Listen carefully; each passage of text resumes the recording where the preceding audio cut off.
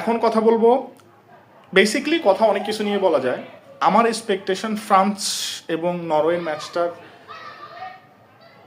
যে high intense football ছিল বা খেলবে ভেবেছিলাম, সেটা কিন্তু তারা খেলতে পারেনি। ফর এক্সাম্পল, নরওয়ে তো তাদের দুইটা কি প্লেয়ারকে প্লেইং 11-এ রাখে নাই। একটা হচ্ছে হল্যান্ড, এটা হচ্ছে দ্বিতীয় নাম্বার হচ্ছে ওডিগার্ড। কেননা তারা রাখার প্রয়োজন মনে করে নাই, রিস্ক নিতে চায় না নরওয়ের coach. So which is really good. But France তাদের এই লাস্ট গ্রুপ স্টেজের লাস্ট ম্যাচটা ঝালাই করে নিয়েছে, তাদের শক্তিটাকে জানান দিয়েছে। তাদের দেখেন, উপমেকানোকে যখন আপনার সাব করা হয়েছিল তখন তার রিপ্লেসে কে নাম ছিল কোনাটে।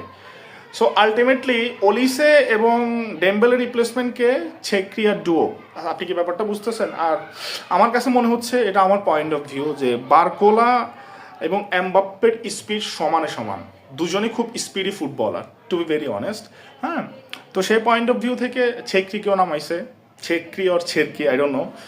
সো আলটিমেটলি ফ্রান্সের যে দল, আমার পয়েন্ট অফ ভিউ থেকে তারা এই বিশ্বকাপটা ডমিনেট করবে ফর শিওর, এখানে কোনো কথা থাকবে না। কিন্তু দিন শেষে এটা ফুটবল, আপনি যদি একটু ভুল করেন সেটা মার্শাল কিন্তু আপনাকে 90 মিনিট ধরে দিতে হবে। সো ফ্রান্স ভালো খেলছে, এটা আমি বিশ্বাস করছি, কিন্তু তাদেরকে অতি আত্মবিশ্বাসী হওয়া যাবে না, ওভার কনফিডেন্ট হওয়া যাবে না। কেননা ওভার কনফিডেন্ট কোনো কিছুই ভালো না। আমি ফ্রান্সের কাছ থেকে আরও ভালো পারফরমেন্স আশা করি। ভবিষ্যতের ম্যাচগুলোতে যত ম্যাচ গড়াবে ততই ফ্রান্স আমাদেরকে খুব শৈল্পিক একটা ফুটবল উপহার দিবে, এটা আমি বিশ্বাস করি। কিন্তু আলটিমেটলি দিন শেষে ফ্রান্সের যেই ম্যানেজমেন্ট, সেখানে একটা দুর্বলতা আমার কাছে মনে হয়েছে, যে এই দুর্বলতা ফ্রান্সের আছে, সেটা হচ্ছে মিডে আমি চুয়ামিনিকে দেখেছি, সেই কি মনে হয় অতটা এফেক্টিভ না। মিডটাকে হ্যাঁ কন্ট্রোল করতে পারে, বাট আহামরি কোনো কন্ট্রোল করতে পারে না।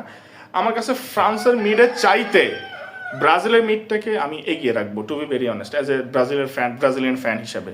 সো ফ্রান্স কতটুকু যেতে পারে সেটা দেখার বিষয়। দুজনের জন্যই শুভকামনা রইল। আশা করি দু দলেই ভালো কিছু উপহার দিবে আমাদেরকে এই বিশ্বকাপে।